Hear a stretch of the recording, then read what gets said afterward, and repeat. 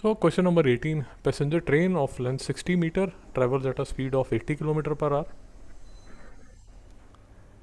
Another freight train of length 120 meter travels at a speed of 30 km per hour. The ratio of time taken by the passenger train to completely cross the freight train when they are moving in the same direction, they are moving in the opposite direction. So again, a relative motion question, which is favorite of these competition exams. One thing that we are we clear about one thing, that the distance which has to be covered is the sum of the lengths of the train. Are we clear about that? Yeah. Or similarly, one of the thing that now they are discussing about trains. In few of the questions, they will discuss about length of platform, and they might also discuss you have to cross a pole. Have you understood what I said? Yeah.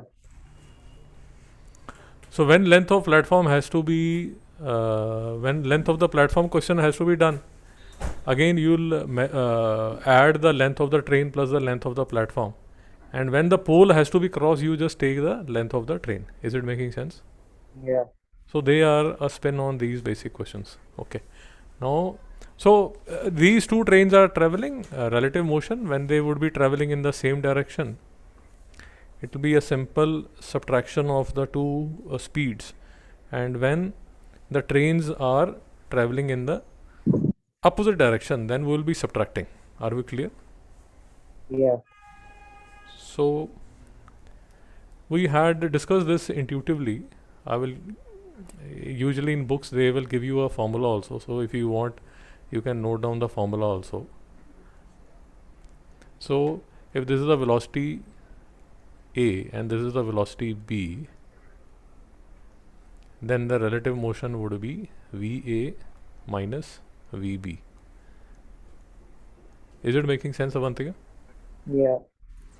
And if the motion is in opposite direction, so this is VA and this is VB, then the relative motion is can be understood like this: VA minus VB, because the B is moving in the opposite direction. So that is why what we say is that when the trains are moving in the opposite direction, the relative motion is VA plus VB, and here it is VA minus VB.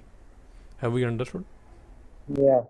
And the best way to understand this is just travel by a local Bombay train. You will understand that if you are going at a certain speed and there is another train which passes you, this train which passes you in the same direction always seem to pass you at a slower speed. It gradually passes you. But whenever there is a train which passes you, which is coming from the front, it seems to rush by you. Have you ever felt that? Intuitively, have you understood? So this is shown by this VA minus VB. This is the, if this is 50 and this is 40, so that is why you see a gradually it is going in front of you. So for example, if you are sitting in this train and there is another train which overtakes you when you are traveling at 50 km per hour, it gradually passes you. You see it passing at 10 km per hour. But then you might be sitting in this train. You might be sitting actually in the faster train. You might be sitting in the faster train. But then there is a slower train which passes you from front. It will seem that it rushes by you at a great speed. And mathematically also we see this, the speed, the relative motion as a 90 km per hour. Is it making sense? Yeah. So intuitively also this makes sense. Formula wise also this makes sense. So that is what they want to check, whether you have understood the basics or not. And so when they are traveling in the same direction, the relative motion would be this 80 km per hour minus 30 km per hour. So this is the relative speed, and the distance which has to be covered is would be the sum of the lengths of the two trains. So this would be 60 plus 120. So this would be 180 upon 1000 kilometer. And the time that I calculate is distance upon time. So 180 upon 1000 divided by 150. Avantika, is it making sense? Yeah. So similarly, when they are in opposite direction, then the speed changes, the velocity changes. It will be 80 plus 30, so it will be 110 kilometer per hour. But the distance would remain the same. The distance would be the sum of the lengths of the two trains. So it will be 180 upon 1000. So the time taken again would be distance upon speed. Distance upon speed.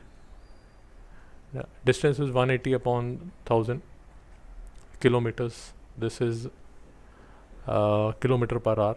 So both these times are in hours. This is in hour. This is also in hour. And when I take a ratio of this, the ratio comes to be 11 by 5. And